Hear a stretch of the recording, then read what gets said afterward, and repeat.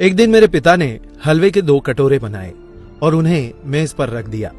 एक के ऊपर 2 बादाम थे, जबकि दूसरे कटोरे में हलवे के ऊपर कुछ नहीं था। फिर उन्होंने मुझे हलवे का कोई एक कटोरा चुनने के लिए कहा, क्योंकि उन दिनों हम गरीबों के घर बादाम आना मुश्किल था। मैंने 2 बादाम वाले कटोरे को चुना। मैं अपने बुद्धिमान निर्णय पर खुद को बधाई दे रहा था और जल्दी जल्दी मुझे मिले 2 बादाम वाला हलवा खा रहा था। परंतु मेरे आश्चर्य का ठिकाना नहीं था जब मैंने देखा कि मेरे पिता वाले कटोरे में हलवे के नीचे 4 बादाम छिपे थे। बहुत पछतावे के साथ मैंने अपने निर्णय में जल्दबाजी करने के लिए खुद को डांटा। मेरे पिता मुस्कुराए और मुझे यह याद रखना सिखाया कि हमारी आंखें जो देखती है वह हरदम सच नहीं हो सकता। उन्होंने कहा कि यदि हम स्वार्थ की आदत को अपनी आदत बना लेंगे तो हम जीत कर भी हार जाएंगे।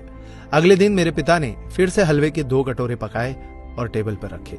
एक कटोरे के शीर्ष पर 2 बादाम और दूसरा कटोरा जिसके ऊपर कोई बादाम नहीं था। फिर से उन्होंने मुझे अपने लिए एक कटोरा चुनने के लिए कहा।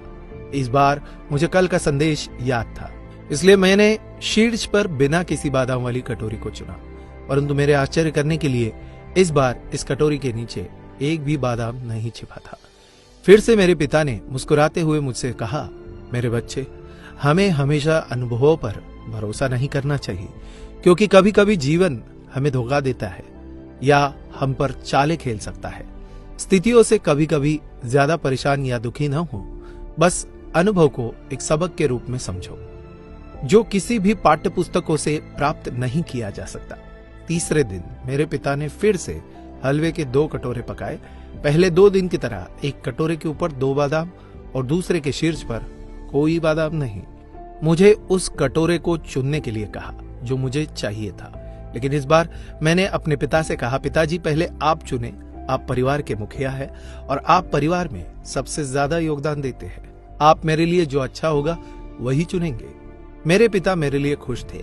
उन्होंने शीर्ष पर 2 बादाम के साथ कटोरा चुना, लेकिन जैसे ही मैंने अपने कटोरे का हलवा खाया, कटोरे के हलवे के एकदम नीचे 8 बादाम और थे। मेरे पिता मुस्कुराए और मेरी आंखों में प्यार से देखते हुए उन्होंने कहा, मेरे बच्चे, तुम्हें याद रखना होगा कि जब तुम भगवान पर सब कुछ छोड़ देते हो तो वे हमेशा तुम्हारे लिए सर्वोत्तम का चयन करेंगे, और जब तुम दूसरों की भलाई के लिए